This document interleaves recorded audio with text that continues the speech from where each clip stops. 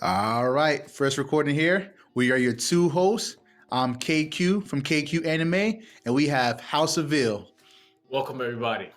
So we're gonna start off with just a little description of ourselves for those of you that don't know us personally. This is House Seville here. I love anime. Started out with, just like a lot of people in America, started out with Naruto. I didn't come up with the first episode. I thought it was a whack show. They just talk about this kid. I got this fox planting him, and he's a ninja. I was like, what is this? And I saw it at my cousin's house one time. I came in at the tuning exams. I was like, yo, this show is lit. And then from that day on, I always loved anime. Followed Naruto. Then I finally got into One Piece. I wasn't one of the ones that got into Dragon Ball Z. That was way later. But got into One Piece, loved it, and that's what inspired me, to want to do this because I love the show. And for me, unlike Ville, I did start with Dragon Ball. Started from Dragon Ball all the way up to Z. Saiyan Saga is the best saga. I'm just saying, debatable. Um, for the most part, I watched about over 50 different animes. I mean, from Inuyasha, Bleach, mainstream animes, low key animes. Watched it all. Read and but for the most part, I'm a manga reader. Uh, we came here today to talk about controversial topics throughout anime, from your favorite shows to your favorite chapters, whichever. And the differences between the two, because we know we got some people that feel like the anime is canon or nothing is really should be described as canon. But for the most part, we love talking about anime slash manga. That's us for the most part, and that's what we're here today to talk about. In this particular show, for our very first podcast, we're going to be talking about One Piece and our favorite swordsman, Roronoa Zoro. All right, so let's get right into it. We're going to talk about Zoro's debut. Zoro's debut, first scenes that we see Zoro, he's in military base, in their captivity, on a cross, starving. He's been there for 20 days. He's got 10 days left. Why? Because he was trying to help someone else. Zoro, now look at Zoro. Zoro's a bounty hunter, one of the most dangerous men out there. And he's sacrificed himself for someone else, someone he's never even met. That is remarkable. So we see what Zoro is willing to do for others. Now the question is, what is driving Zoro? What's his dream? Zoro's dream is to become the world's strongest swordsman. That dream stared him straight in the face with hawk eyes. A man who decimated the main villain of that arc and shook a legend from the Grand Line, Red Leg Zeth, to the boot. This monstrosity stared Zoro in the face and he took it head on. Most people that ran away, not Zoro. Not someone who was willing to put his life on the line for others, but also someone who was willing to put his life on the line for his dream. And even though he lost, he grew from it and trained relentlessly day in and day out to make that dream possible. With Zoro having such an incredible dream, he also has a job to do. His job is to be Luffy's vice captain. As Luffy's vice captain, Zoro is an aggressor, he's a protector. Little known fact, Zoro is also a counselor. There are examples where Zoro has had to challenge Luffy's decisions, because we all know how Luffy is. Look back at a scenario where they're on Zao. Sanji has left the crew in an effort to protect the crew because he's been summoned by Big Mom. Now their original plan was to go take down Kaido and go to Wano. But Luffy wants to say, forget the plan, we're gonna go save Sanji, because he would have never left the crew if he wasn't in this danger. But Zoro challenges that decision. He's trying to keep everybody on task. He knows the danger of taking on two Yonkos at the same time, get everyone killed. This isn't the first time Zoro has challenged Luffy's authority. It happened back when another crew member wanted to leave the crew and then come back as if nothing happened. That was Usopp. Luffy, still acting like a kid, it's like, oh yeah, we just had a fight as friends. But Zoro saw that as a disrespect. As a pirate crew member, you gotta respect your captain And respecting the captain, you respect the crew. And you create this strong bond. It makes the crew stronger. So we see Zoro with this discipline, maturity level that no one else really has. And that has helped the crew, as a result, grow to what we see now today. A formidable crew. This wouldn't be a good analysis if I didn't mention the famous nothing happened moment. I'm sure all of you know what I'm talking about, so I'm not going to go too deep into it. Pretty much, Zoro decides to take in all of Luffy's pain in the hopes of Kuma sparing both Luffy and the crew's life. So we see from time and time again that Zoro is willing to put his life on the line for others, for random people, his crew, his captain, and even his dream. And we see countless times where Zoro steps in to keep the team's morale up and keep focused on the mission. This dynamic can be seen throughout the whole entire story, but we're not going to sit here and go through it all, because then it will be an hour-long video, and you guys get the point already. So let's just get right into the power scaling portion of this video. Okay, guys, we're going to have some fun with this. Now we're going to talk about how strong Zoro is. Watching One Piece, my favorite parts, my favorite fights are the ones that have Zoro in it. Yeah, we like to see everybody else duke it out, but when Zoro gets on the screen and he pulls his swords out, sometimes he put on the bandana, you know things are about to go down. Zoro, to me as a fighter, pre-time skip, super adaptable. No matter what situation you put Zoro in, he's going to adjust to that opponent, no matter what. He has incredible determination, incredible willpower, able to take down or take on anyone. Zoro also has great fighting intelligence. Some of Zoro's first flashbacks of when we see his early bounty hunter days, he's fighting his latest bounty, and this guy's giving him a hard time. He's trying to kill him in a way where he doesn't break his swords, which is important as a swordsman to know. As a swordsman, when you're fighting someone and they go to strike you, when you want to go block that strike, you don't clash with the same energy. You try to parry the energy away from you so that your sword doesn't break. We see Zoro do that. And a lot of animes, a lot of shows don't point that out. I thought that was just very smart flashback going to show how smart Zoro is in his fights, how precise he is when he fights anyone. Able to control all that strength that he has and be very precise with it. As far as adaptability goes, we can look no further than the fight against Kaku. The exciting time when the Straw Hats are finding CP9. Kaku, with the Ushi Ushi no Mi, the giraffe fruit, he shows incredible muscle control. You think a giraffe, the biggest target will be the neck. Zoro goes to strike his neck. Kaku is able to move those muscles in that area that's about to be affected and move it away from the attack at incredible speed. When you're in a fight, you're already tired, you're already losing time. Now you have to, on the fly, adapt to someone with this ability. So every time you see Zoro, you're going to be in for a great time. He always comes out on top. He always adapts. And he's one of the smartest fighters I've seen ever. All right, we're about to get right into it. Let's start talking about the meat of this discussion, which we all know is going to be his strength and his durability. So playing right onto his durability, when Zoro was first introduced into this story, one of the things that we noticed from the beginning, or at least, for some of you guys that was sticking to the 4Kids dub, is that Zoro was caught in that Marines base. Tied to a cross, haven't eaten in 20 days, didn't drink anything. This was part of the challenge that he was given in order to redeem him of his crimes for attacking that dog. But like I said, we're here to talk about the importance of the power. Zoro stood there on that cross for 20 days straight. No food, no water. As soon as Luffy gives him his swords, he was able to take out the captain of that base. Again, this is the main villain for this arc. He was able to take him out in one go after not eating, not drinking anything. In the Baratier arc, we got to meet the world's strongest swordsman, Hawkeye's Mihawk.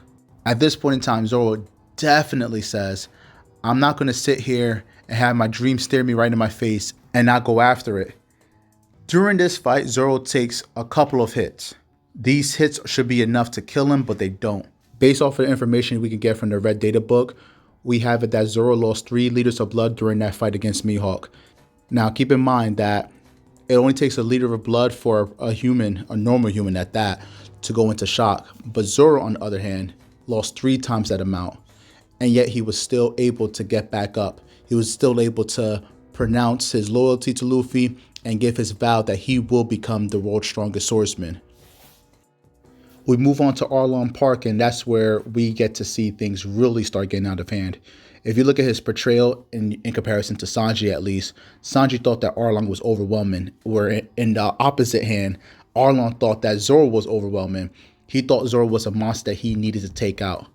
Zoro, in this same fight, after coming out of the Mihawk fight, was able to take out one of the fishermen, one of Arlong's top guys, and still come out and they're still able to fight. At this point in time, according to the Red Data book, Zoro loses about 5 liters of blood.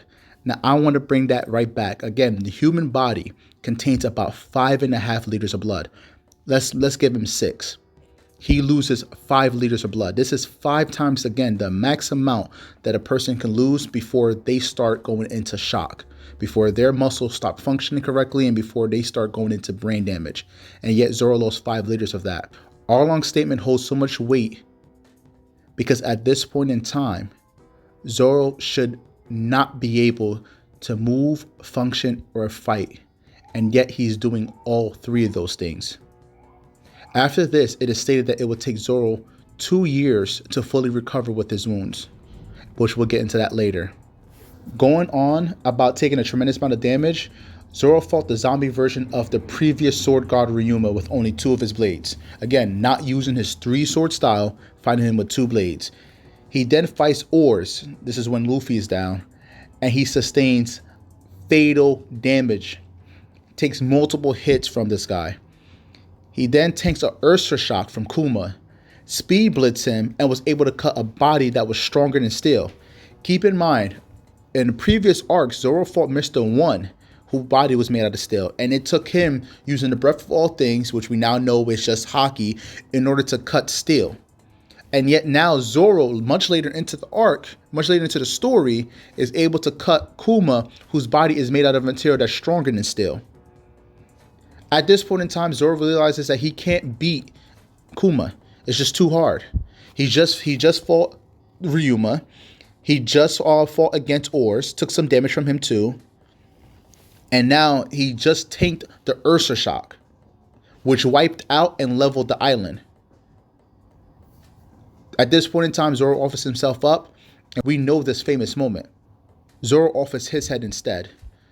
Kuma gives him an opportunity to take in all of Luffy's pain, and Zoro walks right in and steps right into that red bubble of pain, and he survives it, literally withstanding the attack, literally withstanding all of Luffy's pain. So again, this up until this point in the story, Zoro has been tanking attacks. He has been losing liters and liters and liters of blood. Still continue on fighting. He has been getting fatal hits and still continues to fight top level opponents of the arcs and still come out standing. Now, the importance of all of this is because Zoro earlier in the story has said that unlike a ship, a person gets stronger with wounds. Wounds that were supposed to take him 2 years to fully heal. So basically, every arc, Zoro shows us how durable he is by taking all this damage and is healing and getting stronger, getting these mini Zenkai boosts basically all throughout the story. And there's no wonder why he needs to go into almost every fight handicapped. This Zoro has been getting a Zenkai boost low-key all these years, and all it takes is for him to heal from those wounds, according to him. All right, so let's start talking about Zoro post-time skip. I love post-time skip. Completely different level of Zoro. It's the best part of the whole show. So all pre-time skip, this guy was pretty much handicapped. He had, either he was fighting with 2 swords, not his best sword, whatever was going on. He even fought with no swords. Just like, yeah, he was literally just going like across and just, he had the worst disadvantages out there, and he was still coming out on top, taking all those damages, getting those Zenkai boosts. We're here to talk about what happened during the time skip that leads up to the Zoro that we see now. So First things first. As everyone knows, he already trained with Mihawk. He was training with Mihawk during the time skip. Greatest swordsman. Greatest swordsman, strongest swordsman. Doesn't get any better than that. It really doesn't. I want that as my teacher. Yeah, and I think it's important. The reason why we mentioned what was happening during pre-time skip is because at this point in time, unlike pretty much Luffy and Sanji, which was the other two part of the monster trio, Zoro already had a little bit of experience in fighting. Yeah, He's had way more fighting. Not just fighting, but also just he had experience. Zoro had a little bit of experience in haki usage. We saw that in the Mr. One fight. We saw both armament and observation haki being used within the Breath of All Things. It was just a secret at the time. So, and we know that Oda didn't fully flesh out armament haki, especially, or haki in general, especially that early on in the story. So, Zoro comes in, and I don't know what is up with people thinking that Zoro must have lost techniques. Out of every character in the show, if you ask anybody, he's the only person that people just somehow start thinking, oh, maybe he doesn't have this anymore. Maybe he doesn't have that anymore. Wait, people think he lost abilities? Some people think he doesn't have Ashura. Some people don't. The Breath of All Things, people just think that's not a thing no more. Like, I don't hear no one bring it up with the Kuma fight. Oh yeah, Zoro probably was using the Breath of All Things, even though he just cut Kuma, who was said to be stronger than Steel. So unless base Zoro is way stronger than and capable of cutting Steel, which because Kuma seems like it's actually a technique the Kumas didn't lose their potency. Yeah, Kuma's still a Kuma. So if we look at the stuff that Zoro is doing as a swordsman, pre-time skip, and then also another thing that a lot of people forget that he did, he was also able to light his sword on fire. People are saying like, oh, Zoro wants a fire sword. It's like, yeah, but he used it against Ryuma. That's how he took out a zombie. He was able to light his sword on fire. Just because I don't use it doesn't mean I lost it. That's what I'm saying. Everything is situational. I use certain techniques in certain situations. That's it. Mihawk, when Mihawk first fought Zoro, he said, I'm not going to pull out my sword on someone who's way weaker than me. I'm gonna pull out this little pocket knife. That doesn't mean he forgot how to use the big ass sword. He pulled out that little toy like, hey. Like, I don't need that right now. I'm just gonna use this pocket knife. So the lost abilities argument, just throw it out the window. It's really ridiculous. So honestly, we're not even gonna get into that. We're gonna get into the fact that during all of time skip, Zoro fought against these apes that had adaptability, that was able to learn and adapt. And you was watching the anime at the time. Yeah. It was awesome. They adapt. Mihawk said they adapt to your fighting styles, and they can only go to that level. Yeah. And they're super strong. They're apes that are they're gorillas that are stronger than regular gorillas. They have they're stronger. Yeah, they're stronger than humans. They have more human durability. I mean, of course, you can train your body, but essentially an ape in its base form. Like, imagine just going to the zoo and trying to fight a gorilla. Like, it's not a regular thing. So these animals are already strong, initially. Then they got weapons, and now they're adapting to humans and human and swordsmanship. And then in the anime, they got that one sword, that one ape who had like a makeshift. He made Mihawk's blade. Exactly. I don't know. Where did he get the metal to make the blade? I don't know. We don't know. They have a swordsmith. They have a swordsmith somewhere that is making. The apes made the blade. Yeah, like you see Caesar in the front of it, like, hey, this is the Planet of the Apes. Like, but this is like supposed to be some crazy thing going on. And in the manga, you can even see how shocked Mihawk is to see that injured Zoro, was able to take out all those apes so quickly. So he didn't expect Zoro to do that so quickly. Like Zoro, he's like, hey, if you want me to train you, go out there. You're gonna have to be able to take out those apes first. Zoro's like, already did, bro. Yeah, I don't know. I don't know how long that was, but literally the next scene, Zoro comes back in and is like, hey, I gave you a task. Mihawk's like, hey, I gave you a task. You're supposed to finish it. He's like, I already did it.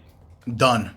So, and of course, we see Zoro training nonstop. We know that this guy on his own is very disciplined and trains nonstop day in and day out. Imagine he now gets onto this island. He has 2 years to train, and he is with the world's strongest swordsman. This is not like this is not like Luffy's, where Luffy was only training with Rayleigh for only part of the 2 years. or where he was training with someone that doesn't use the same type of fighting style. Like Luffy's a brawler, Rayleigh's a swordsman. Luffy's a devil fruit user, Rayleigh's not. Like this is a different type of training. Rayleigh only really helped Luffy out with the basics of hockey, whereas Mihawk is trying to get Zoro to be a top tier fighter in the New World. There's no difference in this idea that Zoro has to come out the time skip weaker than Luffy.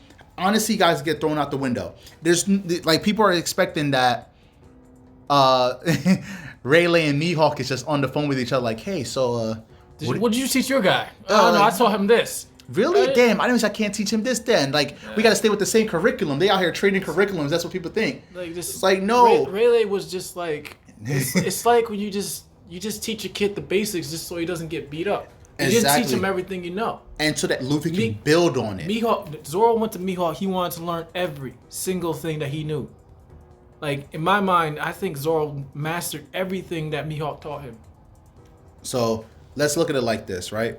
Zoro now comes out of the time skip. What is the first thing he does? He goes against the pacifistas with Sanji. They're both convinced that they can one-shot these things. So that they have a little race on how fast they can do it. I know a lot of people think it's a gag. We see Luffy take out how many? He took out like 3 of them by himself? No, he just took out one. It was just one. But the point is that when Luffy did it, he needed gear 2 to do it. Yeah, but Luffy can now move faster than light. Yeah. Because these shot a beam of light at him. Yeah, like it was like boom, boom, boom, dodge. Yeah, he's just like. But if you look at when Zoro and Sanji took out a pacifista, I mean, yeah, it was in conjunction, but they was convinced that they were able to one-shot it. That's the whole point. Luffy took all the fun. Yeah. There was only one left, so. So, but at this point in time, speed-wise, you're looking at it comparable. Again, you could think of it as a gag, but they're comparable, or at least portrayed to be comparable to Luffy and Gear 2 speed-wise, especially since they were racing to take out a pacifista. So combat speed, looking pretty good here for Zoro. Then they go to Fishman Island, and Zoro breezes through Hody Jones. He breezes through Hyozo. Then they go to Punk Hazard. He breezes through Monet. He's what the fandom likes to call fodder. Like breezing through fodder, making. Everybody says that Zoro fought this person, one-shotted them. They have to be fodder. Like, you know. I don't agree with that either. That doesn't make that. It never makes sense. If let's backtrack it. If we go to Hyozo, Luffy fought Hyozo. Well, you know, that little skirmish. Luffy hit Hyozo while Luffy was in gear 2nd. And Hyozo tanked it. He tanked the attack. He tanked a gear 2 punch from Luffy. And Luffy ends up saying, wow, that guy's actually pretty strong. This Hyozo then gets amped up on some drugs, some steroids. And then Zoro says, you're not even enough to kill my boredom. Completely different portrayal of this villain. So Hyozo in his base is, according to Luffy, very strong, enough to tank his gear 2 attack. But then when you go and this guy now starts ODing on some steroids, some roids, Hyozo on roids is not enough to even kill Zoro's boredom. This is the comparison. So this is not just fodder. Zoro just fodderized him. No, that's not fodder. That's a major feat for that guy to block Luffy's gear 2 attack. That attack is crazy. Then we go on to Punk Hazard, where Luffy is fighting off against the Snow Girl Monet, and he's about to get killed. Yeah. Again, looking stupid and goofy. It's real goofy shit. That goes back to Zoro's battle intelligence. Zoro realizes another reason I like this show. The show shows you that no matter how strong you are, no matter how good you are, there's still certain things that still will kill you. Yeah, because Luffy was hands down stronger than Monet. She even said it herself too. But she says it's not always about strength that wins. Once she starts the Sub-Zero process, it's going to kill you. Exactly. And so when you fight certain people, you don't let them touch you at all. You don't let them do certain things. Here comes Zoro, completely intimidating her just by his aura alone, and he one-shots her. Again, just because Zoro one-shots her doesn't mean she's fodder. She just was about to kill Luffy. It does not mean that she's fodder. She was going up against Tashigi. I mean, Tashigi's probably fodder, to tell you the truth, but... Yeah. Oh, she's she's not- something. she's not. She leveled up, but just not to the height. She's not that. All right, she's not that high. It's not about Smoker, her. Smoker couldn't even beat what's his name, Virgo. Virgo. Smoker's about to die. Which is the next thing. Both Virgo and Pika have the same exact title. We're gonna put the panel up on so that you guys can see that they have the same title. A lot of people think that since Virgo has a way better portrayal, that means that he's definitively stronger than Pika. Pico can level a whole island. Yeah, exactly. This guy turns into a golem, like basically like a mini mountain or something. He's like a mountain size. Golem. He's ready to level out Dressrosa, and Zoro one-shotted that guy too. He was making light work of his golem form, and then it was like, okay, I'm about to try to hit you with my full body form. One-shot it. Zoro was bored and annoyed. This is nothing for him. He also tried to go against Doflamingo and earlier in that arc, and literally Fujitora had to step in. Yeah, I feel like the show just didn't want that to happen. It didn't. Because go back to when what was the fish man's name? Which one, Hyozo? Hyozo.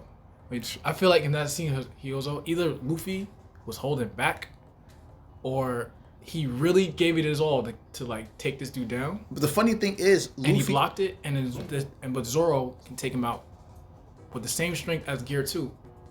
And I'm thinking that Zoro is stronger than Luffy coming out of his training. It's funny because like earlier in the pre-time skip and as well as post-time skips, Luffy has said that he doesn't know how to hold back. I mean, and that probably could be why he uses these gears as well, or what the gears help to do. That's probably why he goes out in Gear 4. Yeah, because Gear 4 is his max form, right? That's like his Super Saiyan 4 form, whatever. So Saiyan 3 exactly, super... it's like you can go all out in Super Saiyan, but that's still not necessarily like your true potential. Because I hate Gear 4. It's like Super Saiyan 3. It's like it's got a time better. limit and it doesn't Super Saiyan 3 hurt you. Yeah, Super Saiyan drains your life energy. So why? Why would you even need to use that? You need to be strong without that. Exactly. And that's also, a good point with Zoro is just that he's doing all this stuff in his base. And where you can think of his Ashura as almost like a comparable Gear 4 thing, where he only pulled it out pretty much as far as I can remember 2 times in the story, which is against Mr. Giraffe himself, Kaku, and against that pacifista right before the time skip. Yeah. Those are the only 2 times. Outside of that, he doesn't even need to use it. It's just too strong. He's one-shotting these guys without even bringing out his Ashura form. But, again, people are saying that he probably don't have it no more. I'm just saying. So, but... We'll see. But, like, going back to the Fujitora thing, Zoro goes up against an admiral. These admirals were before supposed to be able to tussle with Yonkos, supposed to be the top of the Marines, stop unstoppable forces on their own. And Zoro's tussling on his own against the admiral with the main villain, Doflamingo, standing right behind him. And even though Zoro was put on a considerable amount of gravity, he was still able to launch a formidable sword attack, an air slash right against Fujitora, which made him shiver. So with the Fujitora thing, like, this guy goes up against him. He gets hit with a considerable amount of gravity. He's several feet underground and is able to. He's able to air slash. He's able to air slash. Like, the position that he's in, it's hard to even be able to do. It should be impossible to do. Because air itself was being pushed down. And it was enough force to make Fujitora shiver. He was shook. He was shook. He was worried. Like, and he told his men, like, hey, you guys got to evacuate. Like, if I got to fight this guy, if he's able to do this type of stuff, I'm going to need to evacuate people in order just to fight him. And that's coming from an admiral. An admiral is saying, I can contain the situation. That means that Fujitora can't hold back. Exactly. And if you look at that, he already caught Zoro off guard. Zoro's several feet under the ground. He's using his weakest sword to make this attack in a bad position. And he's still able to push back an admiral. It's a feat on its own. So if you look at this, and if even going forward into Wano, where he is fighting Hawkins, another supernova, and with just a 2-sword style, riding on the back of a dog who is trolleying along, pouncing along, so he doesn't have good footing. Zoro's able to and locked into a place where he's defending Luffy and Otama. Zoro was able to one shot people, one shot another supernova. Going on to the killer fight. As soon as Zoro was able to use his three sword style, he one shot at Killer, who earlier was saying that Zoro was able to tell that Zoro wasn't going all out. He himself said, "You're not taking this seriously," and Zoro was fighting him, and he was fighting that bridge keeper. The guard. Yeah. So Gukimaru. Yeah.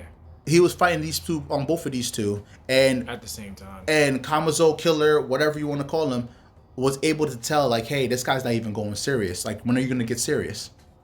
And the minute that Zoro got his hands on the third weapon, not even his actual sword. And it was a rare time we saw butter on the banana. Exactly. Like he was able to just one shot him completely, and this looked epic in the anime. So I guess we could really give like a overall like a view on where do we think he stands in all of this. Zoro, looking at Zoro in comparison to Luffy, wherever I see Luffy, pre-time skip, even post-time skip, Luffy's still trying to figure things out.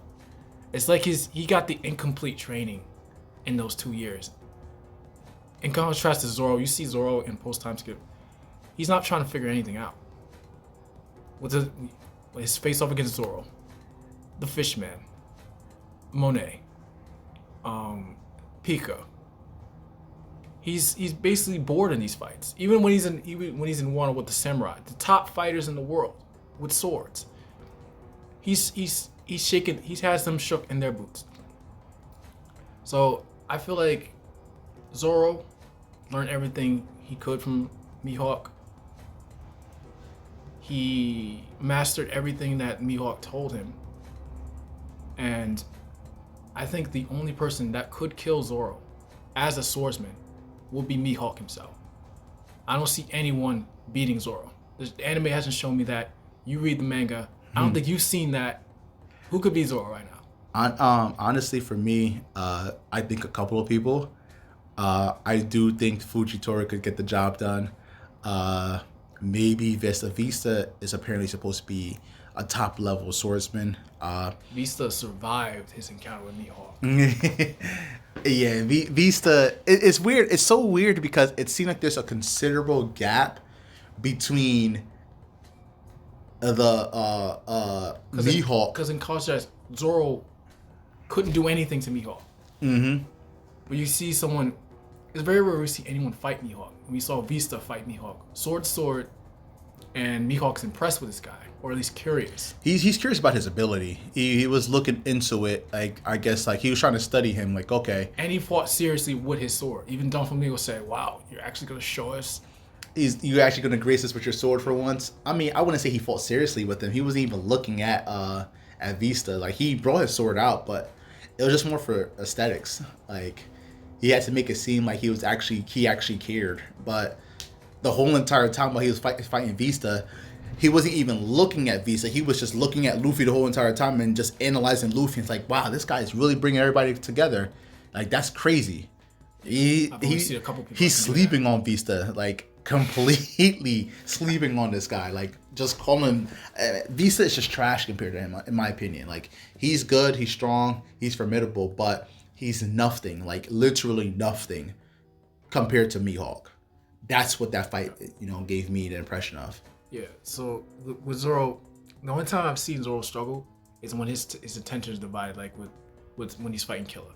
Mm-hmm. He's got the other guy trying to attack him at any point in time. And even then, I think that was a plot device. You'll see it soon in the anime. Definitely a plot device. So Zoro, I think Zoro's got together. P.S. Odin comparisons coming. I'm just gonna say. So for all you guys manga readers out there, you know what I'm talking about. The show is a plot device. Definitely. I'm gonna just go out there and just put Zoro as number 2 swordsman in One Piece currently right now, until it's shown otherwise. So where I was getting at is that Fujitora seemed like pretty confident that he could beat Zoro. I'm Okay, not I sure. think I you need confidence. I don't don't think you can do it. I don't think Zoro is Admiral level. I do believe though, because the one thing that we definitely haven't seen is we haven't seen Zoro with Ashura. We haven't seen if he got anything else past Ashura. If he upgraded it, if he got more different things can he do? Can he do with Susanoo? We don't know. We don't know what he can do further than that. He's a mystery. We haven't seen his max, but for the most part, if we go on to what is the bare minimum for him to continue to one shot supernovas, for him to do that to headliners who are right underneath the flying six, who are underneath the the three top commanders for the Beast Pirates, which are top level commanders. All their bounties are higher than a billion, so they're Katakuri level, at least by bounties on bounty wise alone. And they all can contest Yonkos. Exactly. At this point in time, I think where I rank Zoro at, I think it stops. I think we have to look at it from his the fight against Fujitora. Fujitora, a lot of people say that the new admirals aren't as strong as the OG admirals. That could be true. It's whatever. At the very least, he's got a meteor come out the sky. They're admiral level. They're on that tier where they're at least able to display a similar level of power and fear into the world that these guys are. Even by Doflamingo, he says they're monstrous even before they became admirals. So whether that means that without, like, I'm not sure, because they probably got the devil fruits from becoming admirals. Like, I mean, this guy has, yeah.